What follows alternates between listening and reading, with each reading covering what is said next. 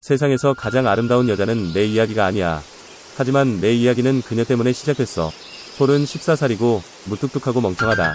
그의 겉보기에 신성한 부모와 결합된 지저분한 가족 환경은 그의 약하고 열등한 성격을 만들었습니다. 그는 비밀리에 파누아 타티아나와 사랑에 빠졌지만 상대방은 그를 본 적이 없습니다. 수업 중 어느 날 여신이 여자친구에게 건네준 쪽지. 뜻밖에도 그녀는 생일이 3주 후가 될 것이라는 사실을 알게 되었고 수업에 모든 학생이 참여하도록 초대받았습니다. 폴은 특별한 초상화를 선물로 사용할 준비가 되어 매우 기대하고 있습니다. 여신님의 관심을 끌기 위해 온라인에서 여신과 같은 무늬의 코트도 특별히 샀습니다. 다음날 갑자기 편입생이 수업에 왔어요. 그의 이름은 전투국가의 칙입니다. 책가방에 보드카가 있고 그는 바보처럼 말한다. 폴의 첫인상은 나쁜 놈이었지만 그의 책상 동료가 된 것은 이 놈이었다. 바울은 처음에 그를 피했다. 불쾌한 냄새가 나기 때문에 와인 냄새. 엄마 몸과 똑같아 슬픈 숨결, 와인 냄새. 근데 이건 수업 시간에 잠을 좋아하는 놈이야. 그의 성적은 최고였고 그는 수학시험에서 A를 모두 받은 학급의 유일한 학생이었습니다. 선생님은 그에게 문제 해결 능력을 공유하기 위해 무대로 오라고 요청했고 그는 그것을 아낌없이 설명하고 학생들에게 큰 선물을 줬습니다. 여러 반 친구들이 방과 후 치크를 놀렸고 그는 경멸을 보였습니다. 상대방의 귀에 몇 마디를 속삭이는 동급생은 갑자기 헤매었다. 그 이후로 학교에서 칙가족이 러시아 마피아라는 소문이 돌았습니다. 학기 마지막 날 모든 학생들은 터타이아나의 생일 초대장을 받았습니다. 그와 치크만이 무시당했다. 폴은 매우 길을 잃었고 이번 여름 휴가에서 살아남는 방법을 몰랐습니다. 그리고 불쾌한 칙는 여전히 그림자 속에 있습니다. 그는 폴이 입는 코트를 매우 좋아하고 그것을 사기 위해 돈을 쓰고 싶어합니다. 화가 폴은 몇 가지 불쾌한 말을 하고 마침내 상대방을 제거했습니다. 집에 돌아와서 초상화를 떼어내고 싶었지만 결국 참을 수 없었다. 상상의 사랑의 상실로 인해 바울은 슬픔과 분노에 빠져들게 된다. 늦은 밤이고 집은 조용합니다. 밤의 도래로 도시 전체가 사라졌고 거리의 술집도 문을 닫았습니다. 폴은 술 취한 어머니를 발견하고 어머니와 아들은 서로에게 미소를 지었습니다. 그는 그녀를 집으로 몰아넣었고 그녀는 그를 꽉 안아 서로 위로했습니다.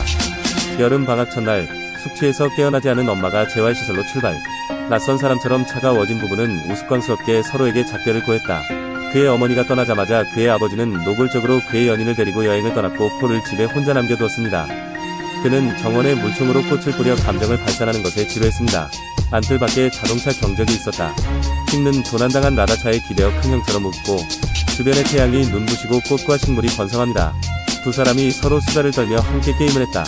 폴은 새로운 동료가 실제로 생각만큼 짜증나지 않다는 것을 발견했습니다. 두 사람이 터타이아나의 생일 파티에 대해 이야기하는 동안 각 클래스의 클래스꽃, 모든 사람이 참석하는 꿈. 왜 그가 칙에 가지 않았습니까? 폴은 얼굴 때문에 너무 지루하고 가고 싶지 않다고 거짓말을 했습니다. 이로 인해 칙은 자신이 산을 뒷받침하고 있다고 잘못 믿게 되었고 감정적인 폴은 자신을 증명하고 싶었습니다. 여신을 위해 개인적으로 그린 스케치를 꺼내야 했어요. 칙은 그에게 용감하게 무언가를 하도록 격려했고 폴은 자신을 비웃으며 어떻게 해야 합니까? 초대받지 않고의 그림을 가지고 그녀에게 가길 바라나요? 칙은 웃었다. 나라면 그렇게 할 거야. 칙에 의해 시작된 두 사람은 터타이아나가 파티를 열었던 장소로 운전했습니다. 비겁한 바울은 잠시 후퇴하고 돌아가라고 소리쳤다. 강한 칙는 그를 무시하고 터타이아나의 생일 파티에 곧장 데려갔습니다. 속은 잔치, 발랄한 숨결. 이 시점에서 폴은 건방진. 청중이 보는 동안 나만의 선물을 주세요. 그런 다음 시아오디오 위등을 여신에게 맡기십시오. 떠날 준비를 할 때 책은 자신의 자동차 기술을 과시하기로 결정했습니다. 여러 번의 어려운 동작을 완료한 후 떠나십시오. 그것은 즉시 폴을 더 많은 얼굴로 만들고 터타이아나의 관심을 성공적으로 끌었습니다. 하지만 행복한 시간은 항상 짧고 집에 돌아온 두 사람은 끝없는 지루함에 빠졌습니다. 이 순간 미완성된 칙는 계속 진행하겠다고 제안했고 두 사람은 암묵적으로 동의했습니다. 칙의 할아버지가 사는 남쪽의 월리시아로 운전하기로 결정했습니다. 필요한 일용품을 준비한 후 차는 고속도로 양쪽에서 남쪽으로 다악시향을 감쌌습니다.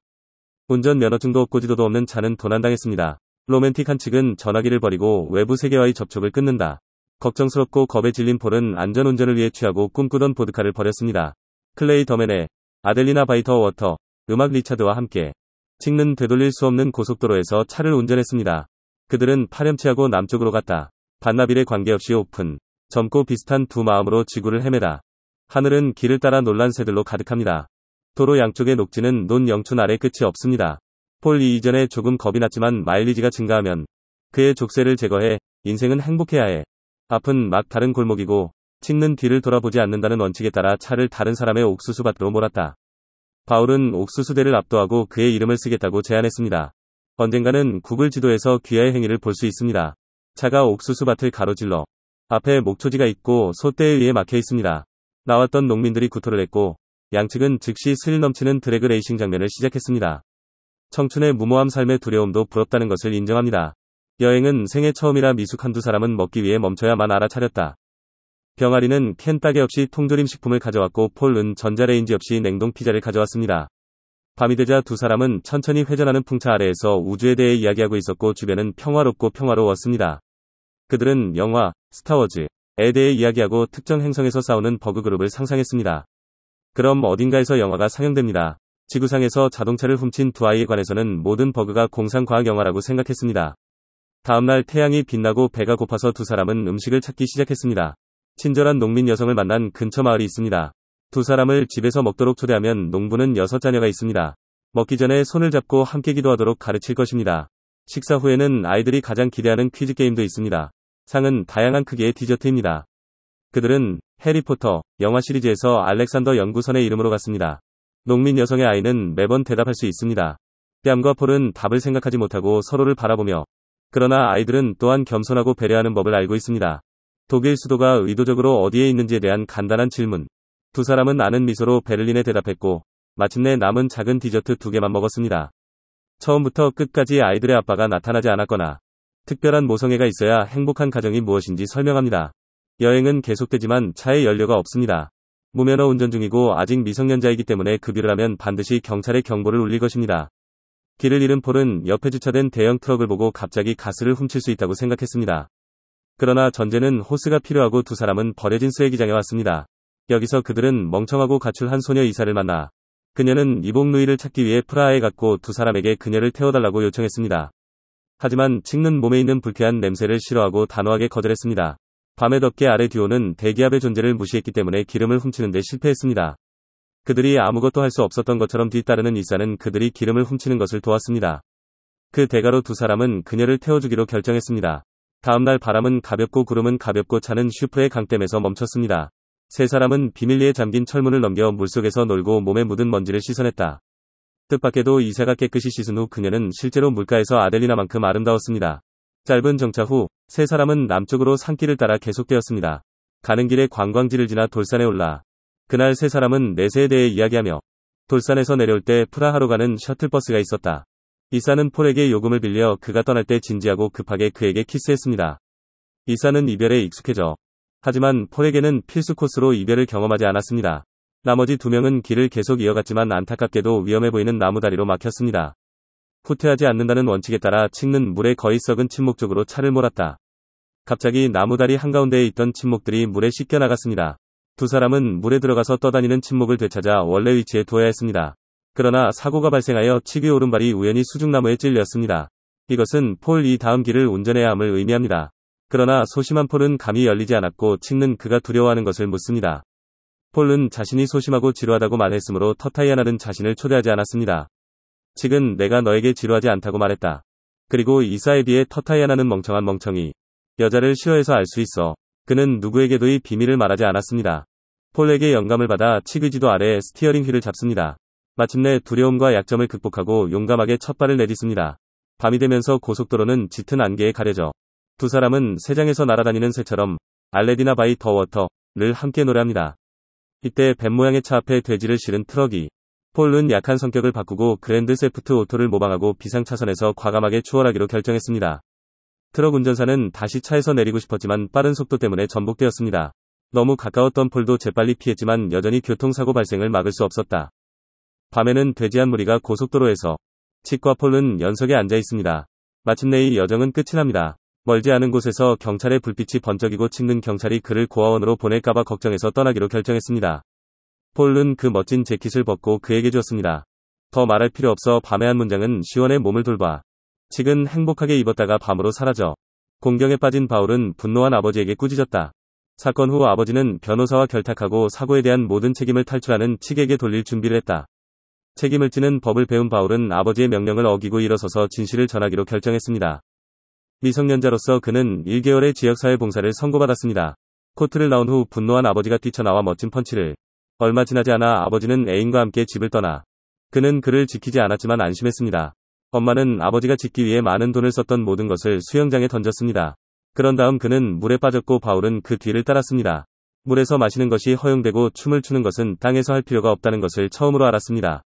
그리고 물속에서 숨을 참을 수는 없으므로 모든 것이 즉각적이고 모든 것이 지나갈 것입니다.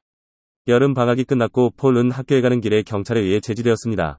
어제 전날 또 다른 라다가 도난당했고 치기라고 의심했습니다. 폴은 그가 어디에 있는지는 모르지만 그가 돌아온 것은 알고 있습니다. 경찰차가 학교 앞에 주차되어 있었고 차에서 내린 폴은 타티아나를 비롯한 많은 관심을 끌었습니다. 여행을 통해 변신을 완성했고 전체 사람이 훨씬 거칠고 성숙해졌습니다. 부드러운 토피처럼 부드러운 곳과 강한 곳이 있습니다. 그를 무시하던 여신의 쪽지. 여름 방학 전이라면 기뻐서 뛰어올라. 하지만 이제 그는 상관하지 않습니다. 그가 관심을 갖는 유일한 것은 그가 칙을 다시 볼 수 있는지 여부입니다. 이번 여름은 그 없이는 없을 것이고 이번 여름은 너무 시원하기 때문입니다. 바울은 돌산에서 그날 세 사람이 한 서원을 갑자기 기억했습니다. 50년 만에 다시 이곳에 온다. 바람이 그치지 않아 넣으면 좋겠어. 돌아와도 난 여전히 10대. 패티 에킨 감독의 뺨 2016년 출시. 독일 작가 헤른도프의 동명소설 마이 프렌드 칙 원작. 남쪽은 멈추지 않았지만 미래를 기대할 수 있습니다. 우리의 가장 큰 슬픔은 앞에 희망을 보지 않고 혼란 속의 길을 걷는 것입니다. 우리의 최악의 습관은 현재의 삶에 머물면서 내일의 방향을 모르는 것입니다. 그리고 이 이야기는 우리에게 말해줍니다. 오늘의 일, 내일의 삶은 신경 쓰지 마세요. 사소한 문제는 버리고 자유롭게 이야기하십시오. 남쪽으로 멈추지 않고 끝까지 날아. 먼 곳은 목적지가 아니고 집착하는 건 형언할 수 없는 여름의 열기. 혈관을 흐르는 따뜻한 전류와 C와 Z가 세상의 뜨거운 삶을 이야기합니다. 하지만 모두가 감히 칙을 마음속으로 풀어주지는 못합니다. 20세에는 자립생활의 압박이 있고 30세 이전에는 늑대와 호랑이가 있고 40세에는 노소가 있다. 새장에 갇힌 새처럼 살고 이 감옥에서 날아갈 수 없는 사람은 나야. 가끔 생각해보면 칙이 전혀 존재하지 않을 수도 있고 영적인 상징일 뿐입니다.